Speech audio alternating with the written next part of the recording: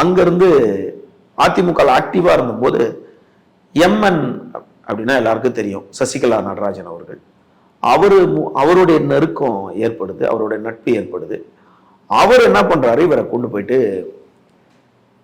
பகுஜன் சமாஜ் கட்சியோட தேசிய தலைவர் மாயாவதி கிட்ட வந்து அறிமுகப்படுத்துறாரு. மாயாவதி கிட்ட தான் இவர் முதல் அறிமுகம் ஆகுறாரு. அறிமுகமானோன்னு அப்போது வந்து 95, 94, 95, 96 காலகட்டத்தில் அவர் வந்து யூபி தானே, யூபியில தான் அங்க வந்து இவர் அவங்க கட்சியில ஆக்டிவா இருக்காரு. அதுக்கு நடுவில் ஒரு தேர்தல் நடைபெறுது. அந்த தேர்தல் வந்து வடசென்னையில வந்து பிஎஸ்பி சார்பா அவர் நிற்கிறார். அவரு எல்லா இடத்துலயும் இது வரைக்கும் தோத்துதான் போயிருக்காரு, எங்கேயுமே ஜெயிச்சதுல. அவரோட முதல் தேர்தல் வடசென்னையில நிற்கிறார், பிஎஸ்பியில தோத்து போயிறாரு. அப்போ அந்த தேர்தலில் என்ன ஆயிடுதுன்னா, பாஜக பிஎஸ்பின்னு சொல்லிட்டு யூபியில வந்து அரசு அமையுது.